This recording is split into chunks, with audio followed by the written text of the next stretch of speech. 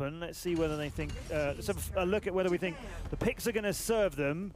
Team fights isn't an area I think is strong enough for them.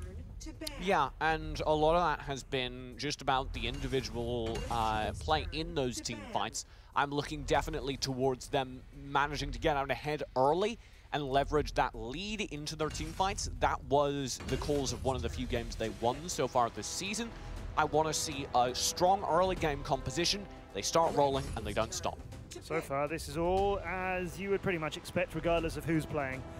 Richter Elsu, Florentino, and Darcy. Sephora comes in as the first pick, but it's on the side of Ace. I'm glad they picked Sephora Ace there because Medino actually has a very mean and capable Sephora. However, we know that Natalia is still open, Varus is still open for Padera. We know he was MVP because of his Padera plays, and that's going to be picked up for Mixer RJ here, so no Mina. The Annette alongside the Varus will allow for very fun combos. You can use those wind cuffs to stall people out, stun people out, and allow massive damage to come through. Yeah, and don't forget, Fusion can play like Scud. He has a very good Scud with a huge damage build that he tends to put on there. And that's something that they need to watch out. He also plays Roxy, so we could see maybe potentially what INTZ could kind of decide to play around, specifically Scud, Natalia. There's a lot of compositions that they can run, and Ace hopefully did their homework. One of the things that Matt's just pointed out, actually, though, is that though Medino has just locked in Annette, the traditional support player, one of the star support players in the region for INTZ, is not here. There is no Mixer J playing today. Yeah, Mixer J's not here. Yeah, I was just double checking that to make sure I wasn't crazy. Yeah, crazy. It's all right. You're not crazy. You're right.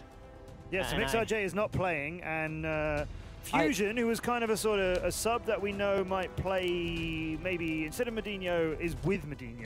Given that Horace is here, I suspect it's Medino on support, Horace playing mid. Really? That would be how I would configure this. Medino is such a good mid player too. Horace is pretty good as well, though. Oh, okay. Looking forward to seeing how Horace plays. I do like Ace's draft. Ryoma, Sephora, and Tulin. That's a duo that's dominating in the mid lane there. So that's something that INTZ needs to be careful for. Yeah, that deadly duo is there, and particularly with the Tulin going through to E-Buddy, that's like one of his favorite characters. Yeah, it is definitely his favorite. In the head-to-head, E-Buddy was the Tulin there, and that's why we had him up there. And this makes the mid matchup so much more interesting with Horace there. And as we know, if Liliana gets picked, she's not as strong as Tulin in the early game, but late game, she'll work just fine. And we talked about this during the delay in the pre-game. One of the things that's most important during a draft phase is drafting to your win condition, understanding your team. Ace1 don't have the strongest team fights. The way you compensate for that is by starting a snowball. With the Sephora in support, with the Ryoma, with the Tulin, they have a massive hill to roll a snowball down. Definitely, and with this composition so far, they have so many good options. Like a Baldum would be really good in that early game, right? And in terms of the side lane options they have, they can run like a Tel'Anis, a Morin, and they can even flex the Ryoma jungle too if they want, if they don't want to put them in the side lane. So they have a lot of solid options to ensure that early game dominance. The Zephyrs will get locked in. Opposing him, it's going to be the Violet and Lindis removed as bans. Both teams targeting junglers. One team targeting ranged junglers. The other team melee. And I would be afraid, because if White gets Zephyrs, White's melee jungle is so devastating. And Kriknak too taken away. These are heroes that White just absolutely excels on. So Ace doing their homework and wanting to put up a huge fight here against INTZ. Good. Good to see it. Still have Quillen, Nakroth on the board if you're looking for those melees. But side lane first comes out. They're going to take up that Tel'Anis and deny it from Ace here. So they can go with potentially a Morin, or they can even do a Tulin side lane if they want, that we saw North America pull off so well here. They actually have a lot of options given what they have drafted. Ooh. Alice, Crash, a lot of supports offered here. I mean, this is basically everybody. Should just be the Crashed, I would think, but this full and engage comp, I'd like to see the Crashed because it leads off your fights well, particularly during the early game. It doesn't require scale, but the Baldum is also a safe choice. Yeah, Baldum is going to be very good with early game power, combined with Sephora and the Tulin and the Ryoma. That's a very solid combo that you can delete anyone that he hits with that wild charge. You should be happy, Matt. Because Talanas has been locked in, and she's basically just good Yorn. Omen? No, That's why I'm not happy, because it's not Yorn. You want, Anyway, I'm a you want Lindis bad main Talanas. Ah, Lindis main. Well, yeah. she's been banned. Her I counter, know. the I'm Wisp, not learning a lot. the Wisp in the side lane, will be pulled out for Ace1. Now, surely that's Quillen in a butterfly skin that we're going to get here. I mean... Yeah, probably it's going to be Quillen. Who is going to be support, TJ, on Ace? You think it's going to be bottom or Sephora? Or are they going to run a Tulin side lane maybe, potentially, here? I actually like Ace's draft so far. This could work out pretty well. Quillen. Quillen completes it, as we expected. No way. Oh, my goodness. Are you seriously going to do Jungle Sephora? Take two! Jungle Sephora! We saw this last weekend. The second time at LATAM! And it didn't work out. I love that you're looking around for support for all, like... He's not on board. We're still trying to work it out. So sad about this, and I don't understand how.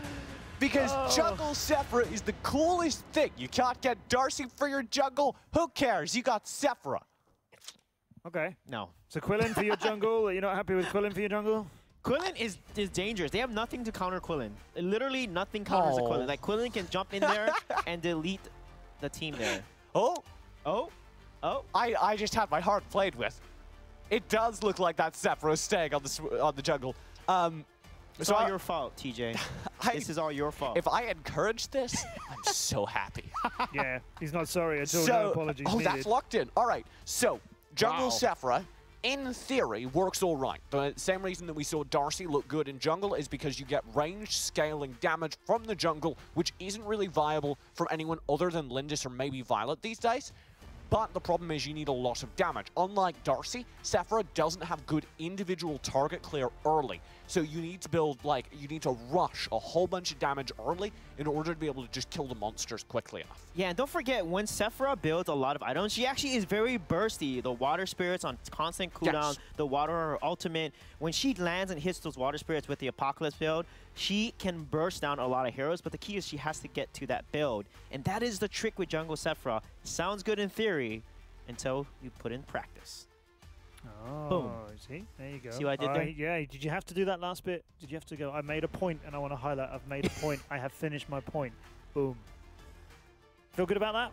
Yeah, but we'll see. If Jungle Sephora works out, I'll be super impressed. I'm going to give them all the kudos and props ever. But INTZ has Quillen, and Quillen is going to run the floor with this team. Yeah. Watch. We haven't seen a lot of Quillen. But we are going to see Quillen now. Yes, we are. Okay, INTZ and Ace1. First part of the best of two. Quillen versus Sephora in the jungle. A tale as young as time. Yeah, and he is the ambush master. As you know, he gets on your backside, TJ. 100% crit. Ouch. But can he do that, though? High-pitched. The key. I know, because it hurts. It hurts, man. You get stabbed in the back like that? Come on. And that's the painful noise you make when you get stabbed. So the key is vision. Okay. So if they can get vision and protect against the Quillen, then they'll be fine. Hold up. Look at the clear from Fran. That was actually super quick jungle clear from the Sephora. Yeah, not bad, but you can see Quillen is slightly ahead. Quillen is ahead of let me have my, by seconds. By seconds. Every second matters. Your seconds don't matter. Really good performance in the jungle, I think, from Fran. Can't wait to see if it pays off. He'll presumably be building into that Loki's cursed jungle item for extra magic damage. Yeah, the thing about Sephora jungle is once she gets that build, she is a monster in team fights. As you know, Sephora adds so much, not only utility, but also damage to team fights. Oh, already a little bit of damage coming through, but anybody's in trouble. There's the Telenas. Jocelyn's gone. Ties of life need to be spent. Fran's still in trouble. I don't know if he can get up with the 3-man water wall. It is perfect. It allows Christian to save the day, particularly with that barrel bomb stunning up 3 targets. Yeah, I love how aggressive he dove in there. White just went in there with Quillen, mutilate, decimate, and boom. He single-handedly took down his target, and that's something that they need to shut Quillen down early, because once he gets a late game build, he's a very dangerous hero. Padaria is just being rude in this lane, though. Persistently stealing away, cutting wave. This Abyssal Dragon will go over to INTZ. A good early game lead. Oh, Justly. That's rough. What a nice setup by Horace there, and the follow-up from Medino as well, and White. That is a 3-man rotation. I love what Padera is doing here, TJ. We called out last week why he was MVP. He dominated his top lane and would rotate to add and help out in the team-wide control of the map. Fran, farming quite well in the jungle. Just want to draw your eye back over to that jungle Sephiroth. It's still working out all right. Yeah, well, is Christian going to be able to scale on his Wisp here? Because, you know, they want to scale as well. Wisp a little weaker in the early game. Don't forget that if Wisp can get to the late game build with the Shock and Awe, can do a ton of work against this composition from INTZ. Who do you think scales better? Because you have that Quillin against them, who does do a lot alongside Telenas, but... Yeah, the thing about Quillin is he loves a composition like this. He can easily get behind. It's going to come down to how Jastly's going to be able to protect them with the Wild Prison and also his Wild Charge, because if Quillin gets onto eBuddy, Christian, or Fran, they're done. Like, he'll kill them, he'll get a reset on his abilities, the cooldowns will come off, and he'll continue his assassin sequence there that he's really known for. And the key is you just have to stop him before he gets to you on the back. Oh, Flex, you better be running. He's not running fast enough. White full commits. The flicker. White's in trouble. Tides of life. Fran's got first blood. Vidario recommits. He's got the lifesteal, but he doesn't have enough to keep himself alive, so he has to bail, and the water spirits chase. eBuddy's got the kill. Look at how eBuddy is playing. What aggressive play by Quillin there, and look at the bottom lane. In a lot of trouble, but Fusion and the rest of INTZ can't take the tower. Again, why White went in too aggressive, tried to get the kill on Flex, got baited out, a 4-man rotation collapses on him, and then the first kill comes over the Fran. Beautiful water wall there, and the damage from the water spirits. This is not looking good so far. The first kill, though, over to the jungle Sephiroth. eBuddy in trouble.